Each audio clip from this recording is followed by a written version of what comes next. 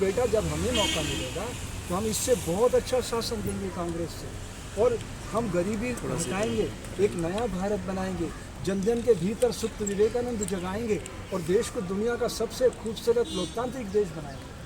भाई मोहन भागवत जी, अगर मेरी बात सुनते हो, आप ऐसा देश बनाना चाहते हो? 80 करोड़ लोगों को आपने मोदी जी के 6 झोले के साथ उनको राशन देना शुरू कर दिया। अब मैं आपसे एक बात पूछना चाहता हूँ जी, 2 पक्ष में आपके सामने रखना चाहता हूँ व्यवहारिक जी। एक तो ये कि मैं आपको खाना खिला दूँ बाबा के ढाबा पे, फिर कल आप मोहताज होगे, कल किसी और को खोजोगे, और एक मैं आपको अपने पैरों पे खड़ा कर दूं और आप अपने पुरुषार्थ से इतना धन कमाने लग जाओगे किसी और का आप व्यवस्था कर सको। तो दोनों में अच्छी स्थिति क्या? अपने पैरों पे खड़ा होना। आप तो सिख पंथ से आते हैं, सिख पता क्या कहते हैं? प्रकृति से प्यार करो, पुरुषार्थ करो, नाल वंड चखो, दुनिया में कोई भूखा नहीं रहना चाहिए। ये सिख पंथ कहाँ से आया? 5 प्यारों के बलिदान पे इस पंथ को खड़ा किया गया। इतनी सबसे नया पंथ है सिख पंथ। इतना तेजी से क्यों फैल गया? क्योंकि वहाँ को ऊंच नीच नहीं है, बराबरी का, सबको एक साथ जाजम पे बैठ के खाने को। तो वो पंथ आगे बढ़ेंगे, वो राजनीतिक दल आगे बढ़ेंगे जो नई सोच पैदा करेंगे। मैं ये नहीं कहता कि आप कांग्रेस के या बीजेपी के विरोध में या पक्ष में खड़े हो, मैं किसी राजनीतिक दल का प्रचारक नहीं हूँ। ये मैं साफ साफ कहना चाहता हूँ, मैं एक साधु हूँ और मेरा धर्म है समाज को जगाना, यही मेरा धर्म है। इस धर्म से मैं विमुख नहीं हो सकता। तो मेरा धर्म किसी नरेंद्र मोदी या राहुल गांधी या किसी कपिल सिब्बल का प्रचार करना बिल्कुल नहीं। मैं सत्य का पथिक हूँ। जो भी गलतियाँ देखूँगा, मेरी कोशिश होगी कि मैं समाज के सामने सच लाने की कोशिश करूँ। मैं साफ साफ कहना चाहता हूँ, एकदम साफ कह रहा हूँ कि भारत में अभी तक हम एक कदम भी लोकतंत्र की दिशा में नहीं चल पाए, एक कदम भी। जिस दिन भारत के लोग भारतीय संविधान का पहला पेज पढ़ेंगे, हम भारत के लोग भारत को एक संपूर्ण प्रभुत्व संपन्न लोकतंत्रात्मक गणराज्य, लोकतंत्रात्मक, अब ये राजशाही की ओर देश को ले जाने की साजिश चल रही है। अगर आप चाहते लोकशाही आए, मैं सोशल मीडिया से प्रार्थना करता हूँ, समाज को जगाइए कि ये बड़ा काम है अपने पैरों पे खड़ा होना।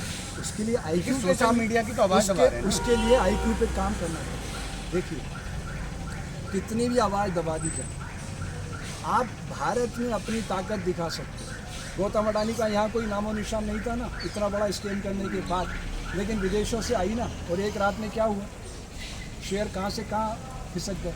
अब वापस उसको रीमेक करने की, रिकवर करने की प्लानिंग की जा रही है। क्यों प्लानिंग की जा रही है? सच्चाई सामने क्यों नहीं आने देना चाहते? कोर्ट ने क्या कहा? बैठा दी ना समिति, जांच करके बताइए। अब कोर्ट भी अगर पंगु हो जाएगी तो फिर आप न्याय कराने किसके पास? आप फिर तो सारे, देखिए भारतीय संविधान 3 पिलर पे खड़ा है, कार्यपालिका, व्यवस्थापिका, न्यायपालिका। कार्यपालिका जो होती है, आपके हमारे वोट से चुने गए लोग, MLA मुख्यमंत्री चुनते हैं, MP प्रधानमंत्री, ये सारी शक्ति वहाँ केंद्रीय की जाती है, राइट। व्यवस्थापिका होती है IAS, IPS, IRS, जो UPSC के थ्रू आते हैं।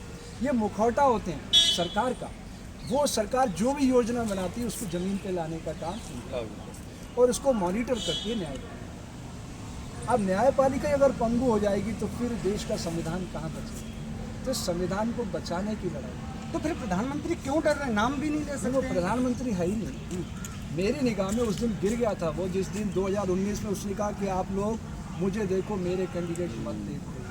उसी दिन उसने ओवर रूल कर लिया था कॉन्स्टिट्यूशन को। जो कॉन्स्टिट्यूशन से बाहर जाएगा, फिर वो चाहे राष्ट्रपति हो, प्रधानमंत्री हो, चीफ जस्टिस हो। आपको याद होगा किसान आंदोलन में मैंने chief justice of India Arvind Bobde को बेवड़ा बोला। ये वीडियो वायरल है, यूट्यूब पे चेक कर सकते हो। बेवड़ा का मतलब होता मराठा में शराब पीने वाला। Chief justice of India working में था वो, 1 सेकंड में मुझे उठा सकता था वो अगर मैं गलत होता हूँ। क्योंकि किसान आंदोलन के दौरान, आप लोगों को याद नहीं है, मैं फिर देश की जनता को याद दिलाना चाहता हूँ, इसी सरकार ने, जिसे आप सरकार कहते हैं, इसी नाग कंपनी ने सदन के अंदर बहुमत से पास प्रस्ताव किया था कानून, कृषि कानून का, कि SDM और DC के अलावा किसान कोर्ट में नहीं जा सकते। कोर्ट को अलग कर दिया था। तब हमारा अरविंद बोबड़े ब्लैक डॉग पी के सोता रहा। तब मैंने उससे कहा, बेवड़ा अपनी नैतिकता जगा नहीं जगा सकता तो घर जा रिज़ाइन करके। लेकिन मैं देश की न्यायपालिका से बहुत उम्मीद करता हूँ कि निश्चित जागेगी। हम सबको अधिकार है। मान लो अगर मैं कोई गलत बात कह रहा हूँ तो मेरे खिलाफ आपको भी अधिकार है FIR करने। लेकिन अगर कोई काम उस सिस्टम पे बैठा हुआ आदमी गलत कर रहा है, तब उसको भी अधिकार, आपको भी अधिकार है उसके खिलाफ कार्रवाई। बदलाव कैसे होगा? बदलाव करने के लिए एक ही तरीका IQ लेवल पे काम किया जाए, समाज को वोट की शक्ति से परिचित करवाया जाए। सारी शक्ति आपके हाथ से फिसल रही है, कोई जिंदाबाद मुर्दाबाद करने की जरूरत नहीं। अगर मेरी बात मानो तो जितनी पार्टियां आपके क्षेत्र में चुनाव लड़ती है, इतने बिल्ले तैयार रखो। जो भी पार्टी के लोग आपके पास प्रचार के लिए आए वो बिल्ला लगा दो कंधे पे और उसी की जिंदाबाद बोलो।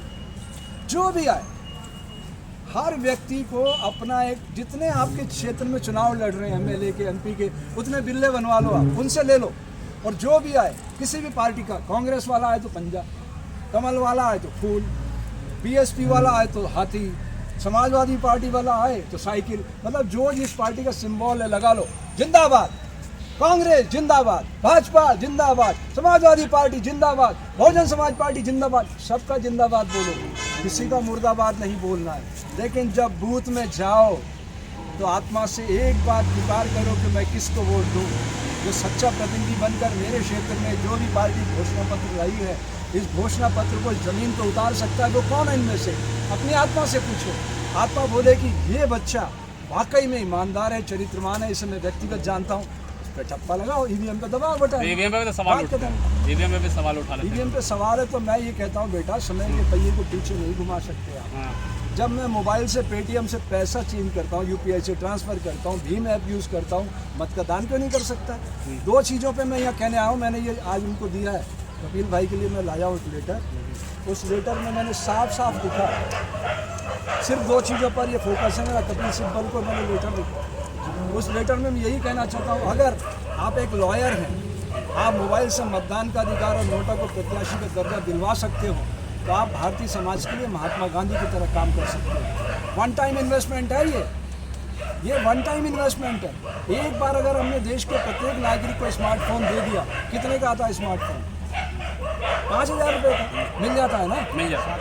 अगर आई बॉल से हम कनेक्ट कर दें इसको कि तेरी आँख जिसको देखेगी उसी को वोट जाएगा 10 सेकंड तक। और हमने ट्रेनिंग दे दी IT के 14 लाख बच्चे भारत में हैं, इंफॉर्मेशन टेक्नोलॉजी के इंजीनियर 14 लाख है भारत में। इन सबको रोजगार मिलेगा, एक नए भारत का निर्माण होगा। जब डिफेंस का सिस्टम हैक हो जाता है तो फिर ये कैसे नहीं हो सकता? सवाल ये है, आप एक बात बताइए, आपके पैसे से बड़ा है क्या मत का दान? हाँ बड़ा है। मत का दान पैसे से बड़ा है? हाँ बड़ा है। पैसा तो आप परिश्रम से कमाते हैं भाई। मत से हम का चीजें दान दे सकते हैं। नहीं, ये आप भ्रम में हो। अभी इतना मत का दान करना लोग सीखे ही नहीं है। पिछले 2019 में कितने % मतदान हुआ बताइए? कितने % मतदान था? पता ही नहीं आप लोगों को। मैं बता, आप थोड़ी सी मेहनत करो ना। 37.36% मतदान भाजपा के पक्ष में था 2019 में। 62.64% मतदान विपक्ष में था। विपक्ष बटा हुआ था। ये सब बटे हुए, तो बीजेपी को चिंता क्या है? वो तो कुछ भी करेंगे, उनको पता हम जीतेंगे। ये बटा हुआ समाज है। तो बटे हुए समाज को एक प्लेटफॉर्म पे लाना, क्योंकि इस समय लोकतंत्र को जीवित करना, जीवंत करना है, तो सबको मिलकर एक साथ खाना पड़ेगा। पहली लड़ाई तो ये है। उससे फिर उनको एक डर लगेगा कि अब हार सकते। और बिना डर के, बिना भय के अच्छे लोकतंत्र का निर्माण नहीं होगा। लिख लीजिए।